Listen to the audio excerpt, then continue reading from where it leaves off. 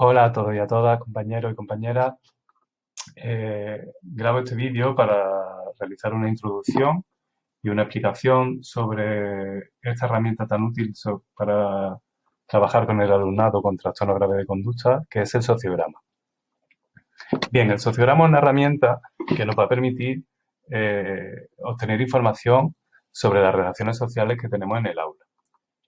Eh, Concretamente nos va a servir para ver qué relaciones de rechazo y de elección, de afinidad, existen entre los alumnos. Así vamos a poder obtener información sobre cuáles son los líderes y cuáles son las líderes del grupo, qué personas se encuentran rechazadas y aquellas personas que se encuentran aisladas, ¿no? Esos alumnos y alumnas invisibles que, que parece que no están. También nos va a dar mucha información sobre qué subgrupos se conforman dentro del aula, ¿no? Esas mini comunidades que tenemos en nuestro aula. Y también nos va a servir para medir otra serie de cuestiones muy variadas. No solo en este caso, por ejemplo, vamos a centrarnos en información cualitativa sobre qué visión tienen los niños los unos de los otros, ¿vale? Como un proceso de etiquetado. Bien, en primer lugar, comentar que existen diferentes tipos de sociogramas y que los sociogramas los debemos construir en función de la información que queramos obtener. ¿Vale? En este caso, este sociograma, como comentaba antes, mm, va a tener las dos partes. Una parte básica, que es la parte primera, donde vamos a conocer la afinidad que existe entre el alumnado y los subgrupos que existen. Esta es la parte típica, ¿vale? Que ahora veremos más en profundidad. Y otra segunda parte que se ha diseñado para conocer el etiquetado, ¿no? Qué visión tiene el alumnado entre sí.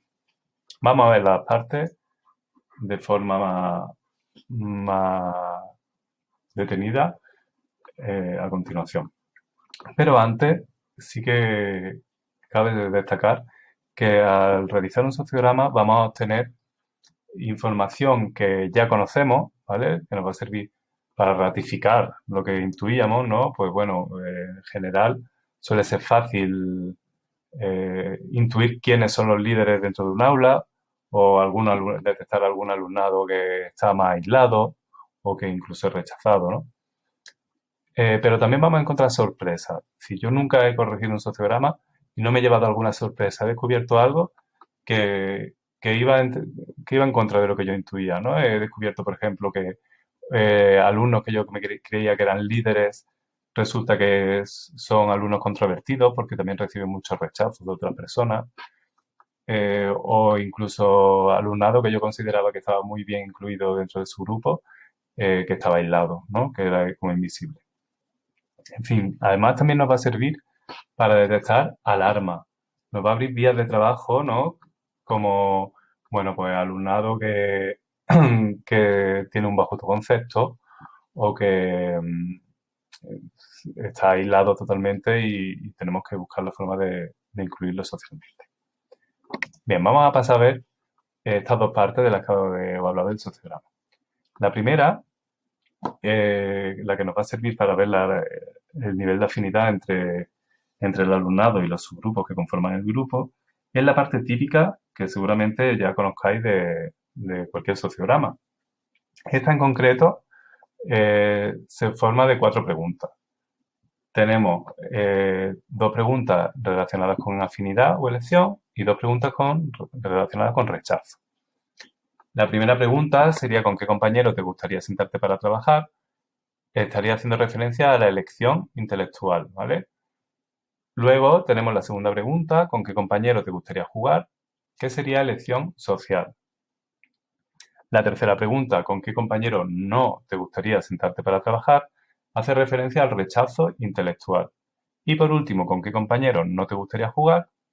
Haría referencia al rechazo social.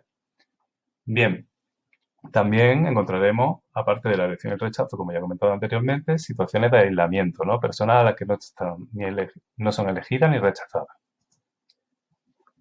A través de esta pregunta vamos a poder determinar algunos roles individuales, ¿no? Vamos a ver el líder, los líderes del grupo. También podemos encontrarnos otro rol muy típico que es la eminencia gris, que es una persona que prácticamente está aislada, que no recibe rechazos ni elecciones, pero que sí que mantiene una relación mutua de afinidad con el líder o con la líder. ¿Vale? Entonces, realmente su popularidad sería muy baja de esta persona, pero sí que tiene mucha influencia porque es como la mano derecha, ¿no? Del líder. Bien, también tenemos, pues, vamos a detectar personas que están aisladas, que no reciben ni elecciones ni rechazo. Vamos a encontrar personas que a alumnos que eligen a otros, pero que no es elegido por nadie, que estarían como, bueno, pues marginados, ¿no? Vamos a encontrar rechazados parciales, que son personas que aunque reciben alguna aceptación, no reciben tantas aceptaciones como rechazo, es decir, son más rechazadas que elegidas. Bueno, también rechazado total cuando solo recibe rechazo. En fin, vamos a tener diferentes roles. Bien, a través de esta pregunta vamos a tener la oportunidad de establecer una diana de elecciones y de rechazo. Sería una diana, aquí tendremos muchas posibilidades. Lo, lo suyo es establecer una diana por cada pregunta. Entonces, por ejemplo, aquí, esta diana que se muestra sería referente a la pregunta ¿con qué compañero de clase te gustaría sentarte para estudiar? ¿No? De elección intelectual. Entonces, en el centro de la diana colocaríamos a las personas que han tenido más elecciones. En este caso, como la diana está conformada por tres anillos, las personas que están en el anillo central es que han recibido cuatro elecciones. O sea, tres elecciones, perdón. Las que están en el siguiente anillo habrán recibido dos elecciones. En el siguiente anillo están las personas que han recibido una y en el final las que han recibido cero o ninguna. Lo veremos más adelante con tranquilidad. Bien, esta sería la plantilla donde nosotros pasaríamos la información del sociograma. Aquí sí, por ejemplo, cogeríamos la lista del alumnado y la pondríamos en esta columna. El número de lista 1 sería Antonio, ¿vale? Pues entonces cogeríamos el cuestionario que ha rellenado Antonio y iríamos contestando, situando unos o ceros, depende de la persona a la que ha elegido rechazado. Ejemplo práctico. Según estos datos que tenemos aquí, Antonio ha elegido intelectualmente, porque la I es intelectual y la S es social, ha elegido intelectualmente al número 2. ¿Ve? Antonio, el 1, ha elegido al alumno 2. Ha rechazado intelectualmente al número 3, a María. Ha elegido socialmente al número 4, a Pepe, y ha rechazado socialmente al número 5, a Luis. ¿Vale? De igual forma, pues pasaríamos al segundo cuestionario, el de Juan. Y Juan ha elegido intelectualmente al número 1, ha rechazado socialmente al número 4, ha elegido socialmente al número 5 y ha rechazado intelectualmente al número 6. Bien, una vez que tenemos todo esto completado, pues, se quedaría una cosa así. ¿Vale? Esto sería ya la plantilla con todos los datos pasados y corregida. Ahora iremos viendo uno a uno cuáles son los pasos para corregir esta plantilla. Bien, una vez que ya tenemos los datos, el siguiente paso sería hacer un recuento del total de rechazos y elecciones contando un rechazo, por ejemplo aquí el 7, si nos fijamos el 7, ha rechazado tanto intelectual como socialmente al 1, ¿vale? Entonces, esto contaría como un rechazo para el número 1. Nosotros nos iremos ahora por columna y diremos, bueno, el 1 ha sido rechazado por una persona, 2 personas, 3, 4, 5 personas, 6 personas, 7, 8, 9, 10, 11, 12, 13, 14 y 15 personas.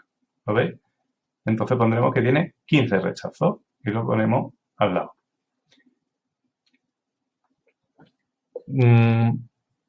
Lo mismo haríamos con las elecciones. y también se ponen. Entonces, en este caso, por ejemplo, el número 1 ha sido elegido por dos personas, que son el número 17, que ha elegido el 1, y el número 20, que también ha elegido el 1.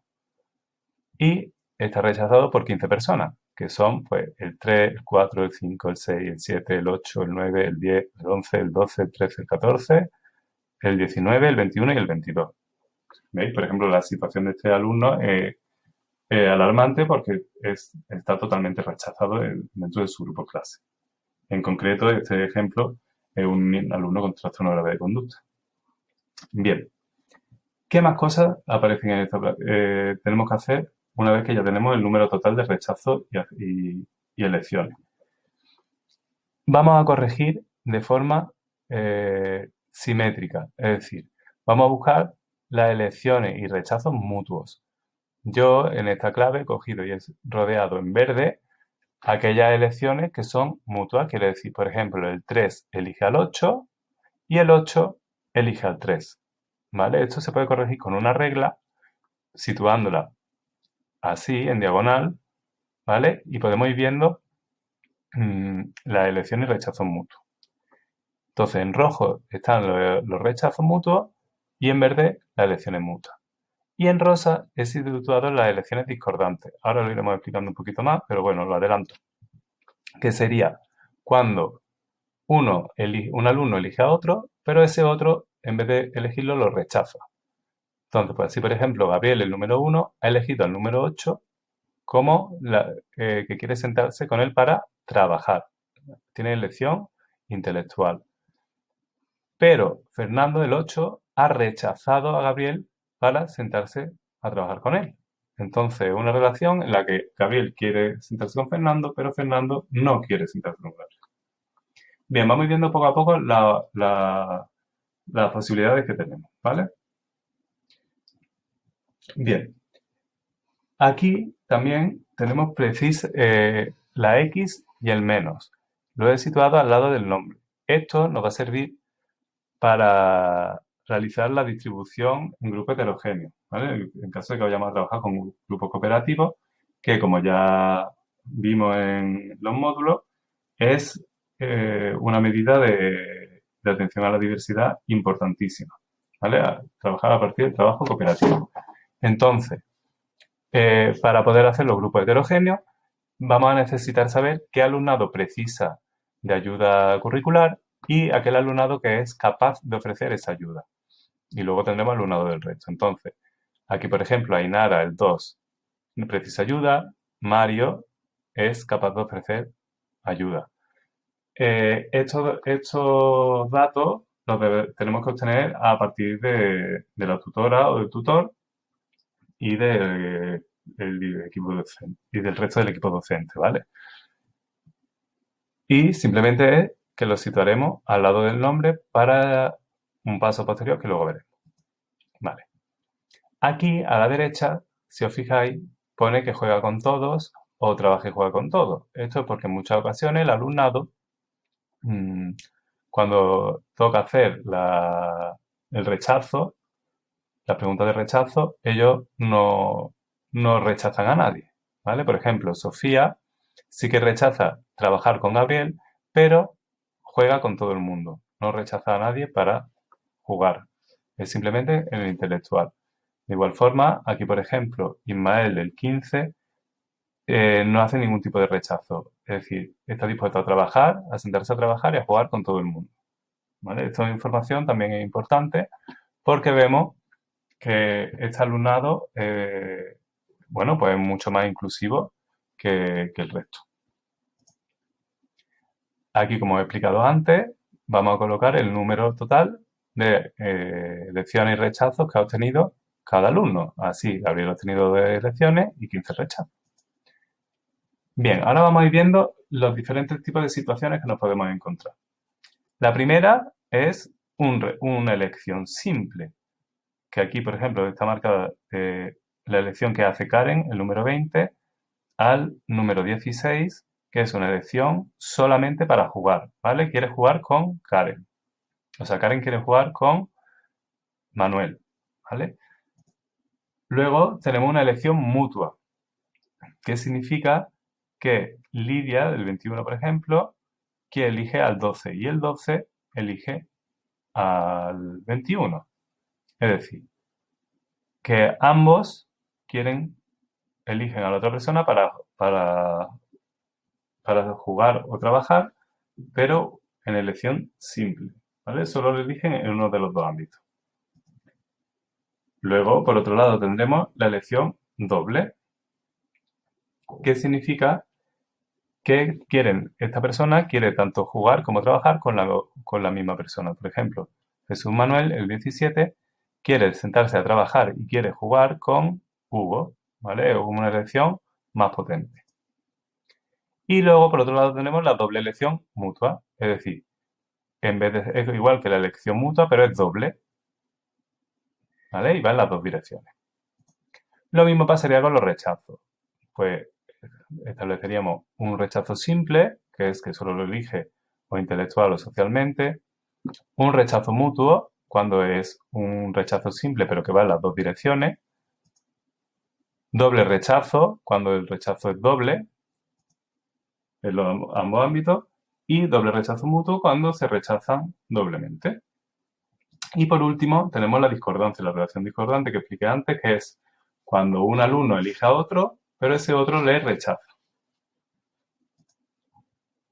Bien, complejo, parece complejo, ¿no? Bueno, es un poco complicado, la verdad, al principio, ¿vale? Pero poco a poco lo iremos viendo y veremos el potencial. Bien, esta es la diana que he realizado sobre ese cuestionario. Comentaros, si es la primera vez que utilicéis un sociograma, quizás sea conveniente que primero hagáis una práctica, ¿vale? Entonces, vamos a volver atrás. Si os fijáis, yo aquí es que he dejado que el alumno elija el número que quiera de alumnado y que rechaza el número que quiera de alumnado. Es decir, no le he dicho que solo puede elegir a una persona. Por ejemplo, Mario ha elegido a 4 personas, al 8, al 9, al 13 y al 18, y ha rechazado a 2, ¿vale? ¿Qué ocurre? Al dejar elección múltiple, la corrección se vuelve mucho más compleja, pero esta es la forma de obtener, dejando que elijan tanto el alumnado como quieran, es la forma de obtener una radiografía completa de las relaciones sociales en el aula. Si es la primera vez que vaya a hacer un sociograma, quizá pueda ser interesante hacer una práctica que es limitando las contestaciones a un alumno o alumna por pregunta. Sí que es verdad que no nos va a dar información completa, ¿vale? Y solo nos va a dar, bueno, sería un poco más para practicar nosotros que realmente para obtener la información del sociograma, ¿vale? ¿Que os veis fuertes y os atrevéis? Yo, mm, ya que me pongo, pues me pondría a hacerlo dejando elección múltiple y sacar realmente la información completa. Pero bueno, a vuestra elección. Bien, esa información la vamos a traspasar ahora, la vamos a pasar a esta diana de elección. Bien, esta diana, como podemos ver, he recogido los rechazos, las elecciones, ¿vale? Perdón. Y además no he discriminado entre elección intelectual y social. He hecho las dos elecciones juntas. Si al principio, para hacer la diana, quizás si la primera diana es mejor que hagáis una diana por cada pregunta, porque os va a quedar más claro, ¿vale? Y os va a resultar más fácil y menos líos. Aquí he colocado el alumno que más elecciones tenía, era 9 elecciones, pues que son estos 3 alumnos, el 13, el 7 y el 9, pues van colocados en el círculo central, 9 elecciones. En este anillo irían los de 8, en este los de 7, los de 6, los de 5, ¿vale? Así hasta al final los de 0, que en esta clase nadie ha recibido 0 rechazos, 0 elecciones. Siempre alguien ha elegido al otro, ¿vale? En lápiz podéis ver las elecciones que no son mutuas, ¿vale? Y en verde veis las elecciones que sí que son mutuas, con doble flecha en la dirección que son dobles, ¿vale? Es un poco lioso, pero fijaros que ya aquí sí que podemos ir viendo los subgrupos que se van formando. Por ejemplo, aquí tenemos una pareja, aquí tenemos otros tres, aquí estaría el grupo central, ¿vale? Y aquí aquí gente que está desconectada y aquí otra pareja. Esto luego lo pasamos a un esquema que os lo enseñaré, pero también he puesto aquí abajo las relaciones discordantes. El uno, como veis, está totalmente desconectado y en situación de riesgo, aunque fijaros que hay gente que lo elige, que quizás nos pueda servir para incluir socialmente al alumno en el aula. Ya veremos luego cómo. Y también he apuntado aquí los rechazos. El 1 que está rechazado mutuo por el 7 y el 19 y el 10 y el 13, porque en esta clase en concreto no había mucho rechazo mutuo. Sería interesante, si os salen más rechazos mutuos, hacer otra diana, igual que esta, pero con los rechazos, ¿vale?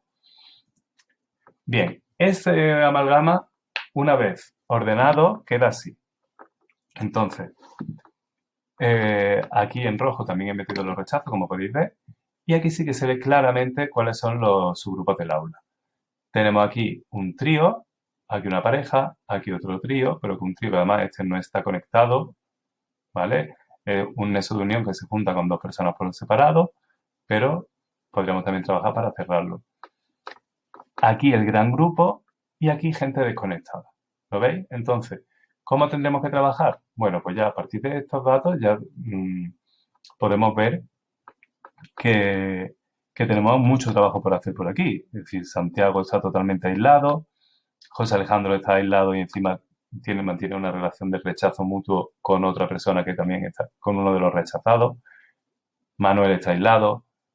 Hugo está incluyéndose en el grupo a través de Iván, pero a la vez mantiene rechazo con Gabriel. Es decir, tenemos aquí unas relaciones que tenemos que ir trabajando. Y luego, por esta parte, también tenemos pequeñas islas en nuestro aula que tendremos que ir intentando que se compacten, ¿vale? Y que se vayan uniendo mediante lazos al grupo entero, al grupo principal. Bien, esa era la primera parte del sociograma, que como habéis podido observar es un poco compleja, pero no os asustéis porque luego os daré alguna página online que puede corregirla de forma automática, ¿vale? En concreto, Sometics se llama, Sometics, sometics.com.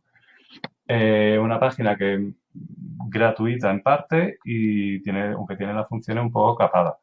Entonces, pero bueno, para hacer la prueba podéis utilizarla, aunque si ya queremos utilizarla a nivel de centro, hay que pagar, ¿vale? Es de pago. Pero para hacer la práctica nos puede servir también. Mi consejo es que lo intentéis hacer con el Excel que se aporta aquí en el curso y que lo corrijáis con lápiz y papel. Porque sí que es verdad que está bien que toméis contacto con la herramienta y bueno, que por lo menos una vez lo hagáis con lápiz y papel y luego ya después si queréis utilizar herramientas como Sometics, la utilicéis, ¿vale? Bien, tenemos otra segunda parte del sociograma. Esta es la parte de etiquetado, la parte cualitativa de la que os hablaba. En esta parte nos va a servir para dos cosas principalmente. Vamos a ver una serie de etiquetas tanto positivas como negativas y vamos a ver qué etiqueta recibe cada alumno y vamos a detectar qué autoconcepto posee el alumno de sí mismo. Entonces, las instrucciones que le damos es que vamos a hacer un juego, que vamos a adivinar de quién estamos hablando en cada descripción. Entonces, el alumnado, las pautas que le tenemos que dar es que pueden dar los nombres que ellos quieran, la cantidad de nombres que ellos quieran, ¿vale? No solo un nombre, sino todos los que ellos quieran. Y que pueden elegirse a sí mismo o a sí misma, que a partir de esa pauta de la que vamos a luego poder valorar su autoconcepto, por eso es muy importante que les remarquemos que pueden elegirse a sí mismos, pueden elegir a uno o varios compañeros, o puede ser que no elijan a nadie, es decir, si por ejemplo hay una etiqueta en la que creen que no es nadie de la clase, pues que pongan nadie. Las etiquetas que están puestas hacen referencia a 5 adjetivos positivos y 5 negativo. El primero sería generoso, el segundo sería de molesto, el tercero sería de trabajador, trabajadora, el cuarto de sucio, sucia, que viene malaseado o malaseada, el quinto de poco trabajador, de vago o vaga, el sexto de agresivo o agresiva, el séptimo de deportista, el 8 de aislado o aislada y el nueve de solidario y el 10 de lista. ¿Vale? Entonces, aquí tenéis la plantilla en la que corregiríamos, en la que pondríamos en la primera columna el nombre del alumnado y simplemente iríamos cogiendo cuestionario y iríamos leyendo y poniendo un palo por cada lección recibida. Esto sería una cosa así, ¿vale? Entonces, como podemos ver, vamos centrándonos en el ejemplo. Gabriel ha recibido, cuando hemos hecho el recuento, 18 etiquetas de que es molesto, ¿vale? Aquí en la izquierda he puesto los datos de la parte A, de la otra parte del sociograma, para tener en esta plantilla una visión general de cómo está el alumnado, cuál es la situación del alumno dentro de su aula. Este asterisco que yo pongo abajo es porque se han elegido a sí mismos, ¿no? Entonces, como podemos ver, Gabriel tiene un autoconcepto de que él mismo es vago, es decir, él mismo se autodefine como vago. Con lo cual, aparte de trabajar esa etiqueta, esa cualidad de que, bueno, pues tenemos que trabajar el trabajo, tenemos que motivarlo, quizá a través de una economía de ficha o quizá adaptándole el material a sus intereses, vamos a tener que luchar contra ese autoconcepto de que es vago, ¿vale? Tenemos que trabajar y reforzarle mucho positivamente, dándole, elogiándole, sobre todo cuando haga algún trabajo, elogiándole lo trabajador que es, haciéndole elogios públicos y luchar contra ese autoconcepto negativo. También tiene autoconcepto de que es deportista, quizá también podríamos utilizar esa parte del autoconcepto para poner en valor sus cualidades, ¿no? Aquí en la derecha simplemente hemos hecho un recuento de la cantidad de etiquetas negativas y la cantidad de etiquetas positivas que ha recibido. Y abajo los asteriscos de autoconcepto, ¿vale? Sí que cabe de destacar que no todas las etiquetas son igual de graves o de importantes, ¿no? Así, por ejemplo, desde mi punto de vista, la etiqueta de aislado o aislada, que no tiene amigos, que no juega con nadie, no se relaciona con nadie, es una etiqueta grave. Entonces yo, en el momento que una persona es elegida como aislado o aislada, ya es un dato que tengo que investigar, ¿vale? Por ejemplo, no ocurrirá lo mismo con generoso o generosa o con molesto, ¿vale? Porque, bueno, pues un poco más subjetivo, a lo mejor ese día se ha enfadado el niño estaba enfadado con él porque ha pasado algo y le ha puesto esa etiqueta, ¿no? Pero hay otras, como o sucio, por ejemplo, es otra etiqueta que es fuerte, ¿no? Entonces, yo normalmente para la etiqueta de sucio, agresivo y aislado, son tres etiquetas que tengo muy en cuenta. El resto de las etiquetas, bueno, pues las considero a partir de cuando tienen 3, 4 o 5 elecciones, ya considero en serio esa etiqueta. Pero bueno, ya como comentaba, pues por ejemplo, si yo veo que aquí me sale alguien en la columna del sucio, yo tendría que investigar eso, ¿no? Y ver si es verdad o no es verdad. Vale. ¿Qué aplicación práctica obtenemos de los sociogramas? Bueno, hay dos estrategias que ya hemos comentado en los módulos, que era el aprendizaje cooperativo y la cotutoría por parte de alumnado. Entonces, siguiendo la distribución de Pujolás, que luego la veremos en la siguiente diapositiva, vamos a utilizar el sociograma para hacer esa distribución del alumnado y para asignar alumnado cotutor del alumnado que precisa ayuda.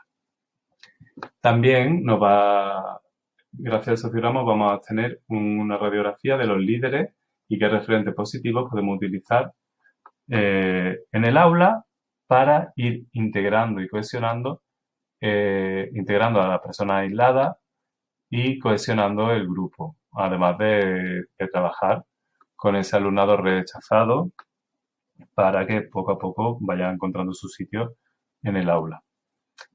También, gracias al sociograma, vamos a poder orientar el trabajo de nuestra tutoría. Es decir, si por ejemplo yo detecto que tenemos eh, dos o tres alumnos o alumnas que están viniendo sucias a clase, que nos están aseando, pues tendré que trabajar habilidades de la vida diaria de forma general con el grupo y trabajar un poco, bueno, por la importancia de la higiene o la importancia de traer la ropa limpia, etcétera. También nos va a servir para detectar casos de efecto halo. Yo recuerdo un caso particular de un niño con trastorno de conducta que recibió muchas etiquetas de que venía sucio al colegio. Y era muy curioso porque era el niño que venía más limpio del colegio, porque todas las mañanas, era una familia con pocos recursos, iban a los baños de una entidad que trabajaba en el barrio. Entonces venía recién duchado y con la ropa súper limpia, oliendo estupendamente, pero todo el mundo lo identificaba mucho, bueno, todo el mundo no, pero muchos alumnos, compañeros y compañeras lo identificaban que él venía sucio al cole. Entonces, eh, ¿por qué se produce esto? Bueno, pues porque como tiene aspectos negativos en otros ámbitos, ya se hace el efecto halo, ¿no? Ya es como se le atribuyen cualidades negativas que realmente no tiene. Entonces, también es importante que vayamos desmontando esa etiqueta, ¿no? Y yo, por ejemplo, lo que empecé a trabajar mucho en este caso fue a elogiar a Enrique cada vez que entraba a clase, de hay que ver Enrique, qué guapo viene, hay que ver Enrique, a ver cómo huele, ¿no? Entonces ir desmontando esas etiquetas que no son reales. Y también es verdad que nos puede alertar de casos concretos y que no nos hayamos dado cuenta, ¿no? De alumnado que a lo mejor de verdad te lo marcan como que el niño viene sucio, sucia, o el niño o la niña viene sucio, sucia, y de repente me, me doy cuenta de que es verdad, de que está viniendo más sucio y no lo había detectado, ¿no? O lo mismo de una niña que me está saliendo, que está totalmente aislada y aunque yo la vea muy, muy suelta dentro del aula a nivel curricular, que participe de más, pues me doy cuenta de que luego no tiene habilidades sociales para unirse al juego y en los recreos, imagínate, está jugando sola, ¿no? No sé. Nos va a hacer saltar alarma sobre casos concretos sobre los que tenemos que trabajar. Respecto a la redistribución del alumnado dentro del aula para el aprendizaje cooperativo, nos basamos en Pujolas, ¿vale? En 9 ideas clave para el aprendizaje cooperativo. Entonces, según este código, esta imagen, el círculo sería que precisa ayuda, el triángulo sería que, o sea, el círculo rojo que precisa ayuda, el triángulo sería que es capaz de ofrecer ayuda y los cuadrados verdes del resto, ¿vale? Que no precisa ayuda ni es capaz de ofrecerla.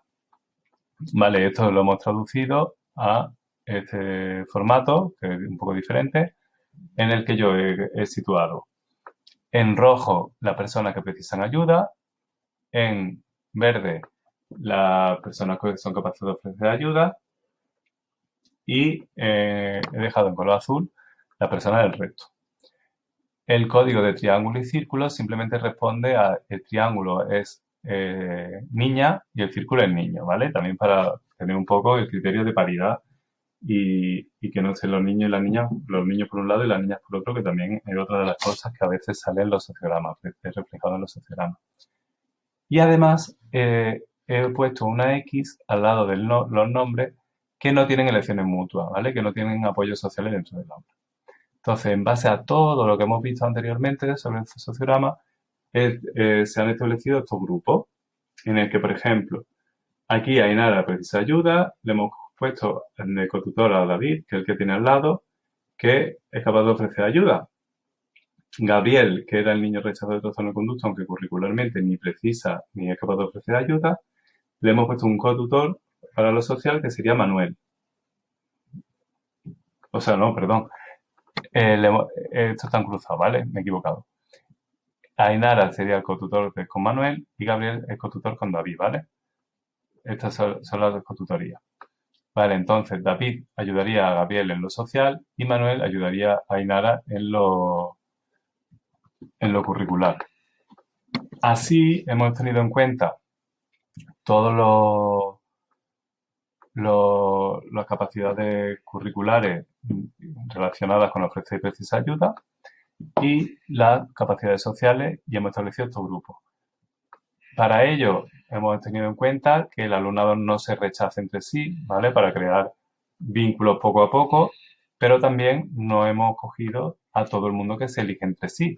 Solo hemos comenzado situando a las personas que socialmente tenían más necesidades, ¿no? Que estaban aisladas o rechazadas. Hemos ido buscando en la primera parte del sociograma qué alumnos o alumnas no rechazan a esos alumnos y están bien posicionadas socialmente dentro del grupo aula, ¿vale? Entonces vamos a intentar establecer relaciones de esta forma. También hemos intentado romper con las parejas y tríos que estaban aislados, de la misma forma poniéndolo con gente que no son, a lo mejor, no, o que tienen elección simple o que no, al menos no son rechazados, ¿vale? No se rechazan entre sí. Estos grupos tendremos que ir cambiándolos, pues no sé, o cada mes y medio.